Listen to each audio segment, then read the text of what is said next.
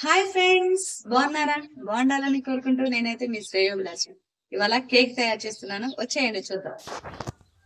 నెయ్యి అయితే ఒక గిన్నె తీసుకొని నెయ్యి కరగబెట్టుకుంటున్నాను. ఇది ఇంట్లో చేసింది, మా ఇంట్లో చేసిన నెయ్యేనండి, అందుకనే ఫ్రిడ్జ్లో ఉంది. కొంచెం తీసి కరగబెట్టుకుంటున్నాను, అంటే రూమ్ టెంపరేచర్లో వచ్చేలాగా వరకు కరగబెట్టుకుంటున్నాను. నెయ్యి కరగబెట్టుకొనేసి పక్కన పెట్టుకుందాము. ఫస్ట్ అయితే ఇలా కరగబెట్టుకొని ఇలా ఉండాలి. నెయ్యి అయితే ఇంకేమైనా గడ్డలు ఉన్నాయని కలుపుతున్నాను.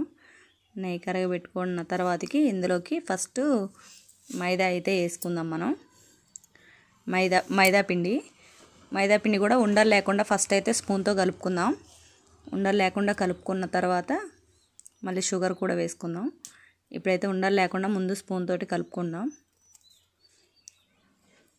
తర్వాతకి అదే కప్పుతో మనం ఏ కప్పు అయితే తీసుకున్నామో మైదాని, అదే కప్పుతో షుగర్ కూడా మిక్సీలో వేసేసి గ్రైండ్ చేసి పెట్టుకున్నాను.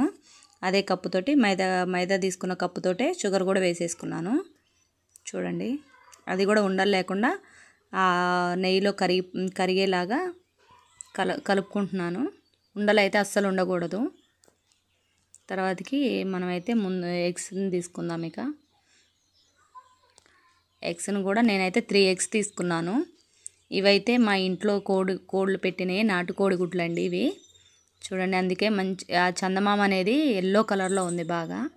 ఇప్పుడు విస్కర్ ఒకటి తీసుకొని దాన్ని మొత్తం కలిసేలాగా, ఇక స్పూన్తో కలిపితే అవ్వదనేసి విస్కర్ అయితే తొందరగా అయిపోతుందని దాంతో కలిపాను. చందమామ ఎల్లో కలర్ ఉండడం వల్ల చూడండి, ఎంత ఫుడ్ కలర్ యూజ్ చేసినట్టే ఎల్లో కలర్ వచ్చినట్టు వచ్చేసింది.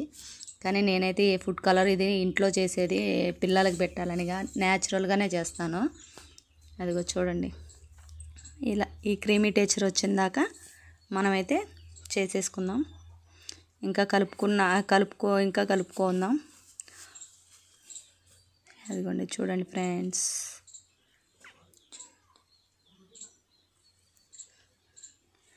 ఇలా అయితే కలుపుకోవడం అయిపోయింది. ఇప్పుడైతే ఇక మనం ఒక గిన్నె తీసేసుకొని దానికి ఆయిల్ అనేసి బటర్ అనేసి రాసి పక్కన పెట్టేసుకో. ఆయిల్ కానీ రాసేసుకొని మంచి దాంట్లో వేసేసుకొని 2 సార్లు 2 టైమ్స్ అది ట్యాప్ చేసుకుంటే లోపల ఏమన్నా ఎయిర్ బబుల్స్ ఉన్నా వెళ్ళిపోతాయి. నేనైతే ఒక కళాయి తీసుకొని దాంట్లో ఇసుక అయితే పోసేసుకున్నాను. నాకు స్టాండ్ లేదని గ్యాస్ స్టాండే పెట్టుకున్నాను. స్టాండ్ పెట్టుకొని దాని మీద అయితే గిన్నె పెట్టుకున్నాను. గిన్నె పెట్టేసుకొని దాని మీద ఒక మూత పెట్టుకొని దాని మీద ఒక గిన్నె బోర్లించుకుంటే ఆవిరి అనేది దానికే పట్టేసి తొందరగా ఉడుకుతుంది. ఇప్పుడైతే దానికే పెట్టేశాను. ఇవైతే అలా ఉడుకుతుంది. ఇప్పుడైతే ఆ గిన్నెని తీస్తున్నాను, ఉడికిందా లేదా అని చెక్ చేద్దామనేసి చూపిస్తున్నాను. చూడండి ఫ్రెండ్స్, ఉడకడం అయితే అయిపోయింది.